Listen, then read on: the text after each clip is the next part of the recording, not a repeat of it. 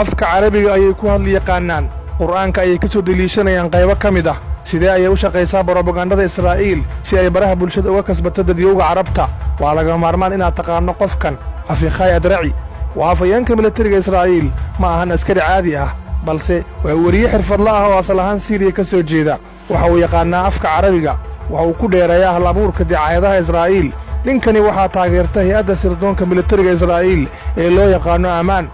ciwaanada Adraci ee Facebook iyo Twitter ayaa ah tobaneeye rasmi ah iyo boqolaal kale oo aan rasmi ahayn taas oo ah waxa loo yaqaano diblomaasiyadda digitalka ah oo bilaabatay inay baahdo 2015 Adraci iyo saaxiibadiis waxay u xusul duubayaan hal ujeedo waana caadiyeynta fikirka oo ah in bulshooyinka carabtu ay aqbalaan qabsashada Israa'iil ee dhulka Falastiin waa siyaasad caqli badan oo ku dangiigta cilmiga farsamada bulshooyinta oo ah in si tartiib ah loo bedelo wacyiga shucuubta carabta iyadoo la diraasaynayo astaamaha nafsi ahaaneed iyo in warbaahinta loo soo mariyo waxyaabo ay aqbali karaan. Assalaamu calaykum wa rahmatullahi wa barakaatuh wa ahlan wa sahlan bikum ila hadhihi nafida. Israa'iil ayaa dicaayadaheeda ka bilaawday oraahyo dhowr ah. ciidamadiinnu way idin dilayaan ciidankeenuna wuu idin ilaalinayaa si ay u xaqiijiso arrintaasi Israa'iil oo ka faa'iidaysanaysa musiibada Siiriya nidaamka Siiriya waxa uu duqeynayaa mucaaradkiisa isagoo aaminsan inuu la dagaalayo Israa'iil Adraci ayaa baahiya gobollo fiidiyoyo ah oo uu ku sheegayo in ciidamadiisu ay caawinayaan dhaawacyada reer Siiriya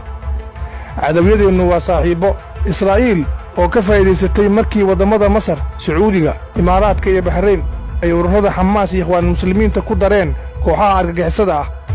hadiiba cadawiyadeennu ay saaxiib yihiin annaguna waxaan nahay saaxiibo si la mid ah waddamadaasi Israa'iil ayaa iyaduna xirtay hilinka Aljaziira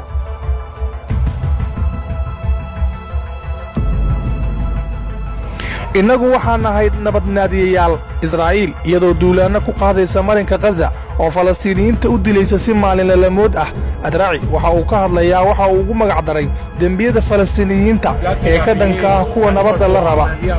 argagixisadan waxay howlgal xun ka fuliyeen gudaha xaramka daahiran buuxinta booska bannaan xilli madaxda waddamada carabtu ay ku mashquulsan yihiin shirarka ay ku daaleen bulshooyinka baraha bulshada Adraci waxa uu ku howlan yahay sidii uu markiisa ula hadli lahaa bulshooyinkaas anigoo ku hadlay magacayga iyo kan hay'adda ciidamada difaaca Israa'iil waxaan hambaliyo iyo bogaadin u dirayaa muslimiinta waddamada carabta si gaar ah ciidankeena iyo kuwa ku nool gudaha Israa'iil askaraynta dhalinyarada carabta Afiqaay oo ka faa'iidaysanaya xaaladda dhalinyarada carabta ayaa bilaabay inuu sirdoonka Israa'iil u askareeyo dhalinyaro carbeed baaqaasina ma ahan mid qarsoodi ah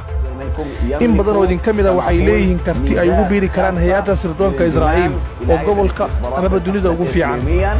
وربما عالميا وهي طبعا هيئة الاستخبارات العسكرية الإسرائيلية baaqan ayaa waxa uu egyahay fiideo kartoon laga daawaday TV-yada carabta waxaad moodaa inuu u dhow yahay baaqa Adraci iyo saaxiibadiis Israa'iil ayaa ku guulaysatay howlgal ay ku dhaqday maskaxda dad badan taariikhda inta la og yahay oo ay ku doonaysay in Falastiin ay ka dhigto dhulka Yuhuudda maantana waxa ay ku qancinaysaa carabta ujeeddadeeda ma ahan dawlado ku fashilmay hanashada kalsoonida bulshooyinkooda balse waa bulshooyinka laftooda kuwaas oo baraha bulshada ka dhigtay ila wareedyo sax ah beddelka warbaahinta rasmiga ah